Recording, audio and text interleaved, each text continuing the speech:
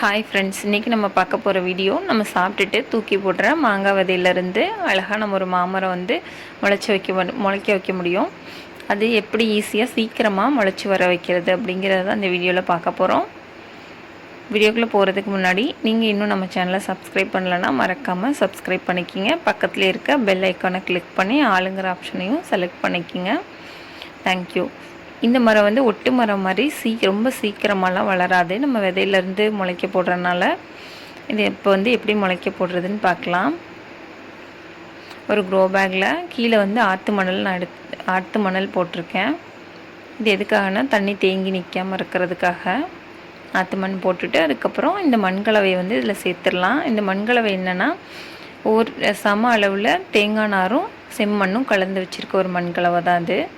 ரெண்டையும் கலந்து ஒரு வாரம் அப்படியே வச்சுருந்துட்டு அதுக்கப்புறமா தான் செடி விதை முளைக்க போடப்போ இல்லை செடி வைக்கிறதுனாலும் அதுக்கப்புறம் வச்சிங்கன்னா நல்லா வளரும்.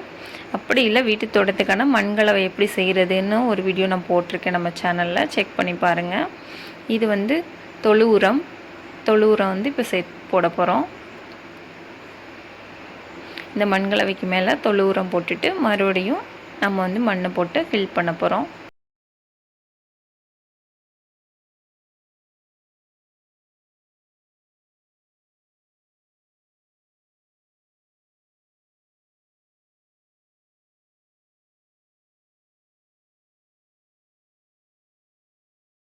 இந்த தேங்காய் நார் சேர்த்தா தான் மண் வந்து ரொம்ப இறுகி போகாது, நல்லா வந்து லூஸாகவே இருக்கும். நல்லா வேறு இதாகி செடி ரொம்ப நல்லா வளரும். வெறும் செம்மண் போட்டிங்கன்னா நல்லா இறுகி போய் செடி வந்து வளராது.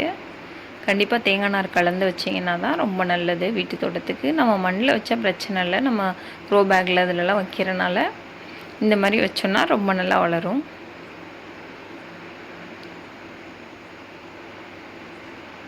போட்டாச்சு. இதுக்கப்புறம் இதுக்கு மேலே இன்னும் கொஞ்சம் தொழு உரம் வந்து போட போகிறேன். போட்டுட்டு மண்ணை போட்டுட்டு நம்ம விதைய வச்சிடலாம். அதுக்கப்புறம் இன்னொரு விஷயம், நம்ம சேனலில் வீட்டு தோட்டம் கான்டெஸ்ட் வந்து போயிட்டுருக்கு. உங்களோட வீட்டு தோட்டத்தை நம்மளோட ஷேர் பண்ணிக்கணும்னு நினச்சிங்கன்னா கீழே வந்து நான் டிஸ்கிரிப்ஷனில் அந்த வீடியோ லிங்க் கொடுத்துருக்கேன். வீடியோ பார்த்துட்டு நீங்கள் நம்மளோட ஷேர் பண்ணிக்கிங்க உங்களோட வீட்டு தோட்டத்தை. போட்டாச்சு. இப்போ மண் எல்லாமே இதில் வந்து நம்ம விதையை வந்து இப்போ வச்சிடலாம். விதையை அப்படியே வச்சோன்னா ரொம்ப லேட் ஆகும் வளர்கிறதுக்கு. அதனால அதை கீறி விட்டிங்கன்னா உள்ளேருந்து அதோட பருப்பு மட்டும் எடுத்து அப்படியே வச்சிட்டோன்னா சீக்கிரம் வளர்ந்து வந்துடும்.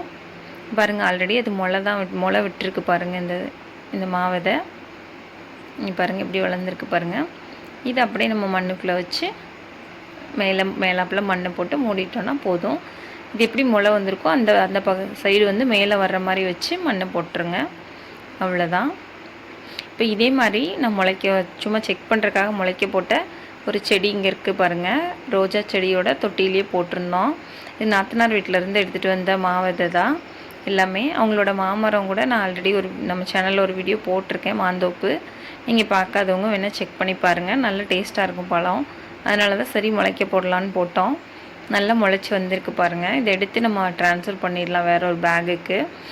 ஏன்னா ரோஸ் செடியோடு இருக்கனால அதுவும் வளர்றது இதாகும் அப்படிங்கிறக்காக எடுத்து வைக்கிறோம். கொஞ்ச நாள் கழித்து நல்லா வளர்ந்தப்புறம் மண்ணில் வைக்கணும். இங்கே பாருங்கள், வேரோடு அப்படியே வந்துருச்சு. இது இனி ஒரு க்ரோ பேக்கில் ட்ரான்ஸ்ஃபர் பண்ணிடலாம்.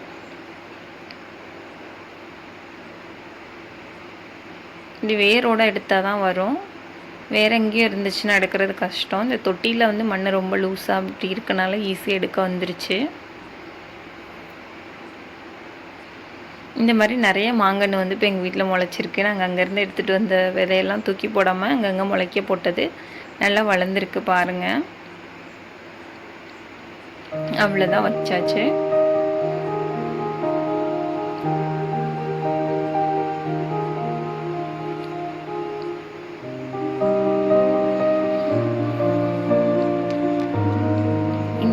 இந்த மரத்துக்குள்ளே பாருங்கள் 2 மாங்கன்று வந்து வளர்ந்துருக்கு. இது மாமரம் வச்சுருக்க ஒரு குழி தான். அதுலேயே பார்த்தா நாங்கள் பயோ வேஸ்ட்டெல்லாம் நான் அதுக்குள்ளே தான் போட்டுருவேன். அதிலேருந்து முளைச்சிருக்கு பாருங்கள் 2 மாங்கன்று நல்லா வளர்ந்துருக்கு. அதுக்கப்புறம் இது மாதுளம்பழ மரத்துக்குள்ளேயும் ஒரு மாமரம் வளர்ந்துருக்கு பாருங்கள். இதை எடுக்க முடியுமா அப்படின்னு பார்த்தேன். நான் மேலாப்பில் இருந்துச்சுன்னா ஈஸியாக எடுக்க முடிஞ்சு எடுத்து வேறு இடத்துக்கு வைக்கலாம் அப்படின்னு சொல்லி பார்த்தேன். நான் 2 மரம் நினச்சிட்டு இருந்தேன். அதுக்கப்புறம் தான் பார்த்தா ஒரே ஒரு மரம் தான். இங்கே பாருங்கள், விதை மேலாப்பில் தான் இருக்குது. எடுத்து வேறு இடத்துக்கு வேணால் மாற்றிக்கலாம். இந்த மெத்தடில் நீங்கள் எந்த விதை வேணாலும் முளைக்க போடலாம்.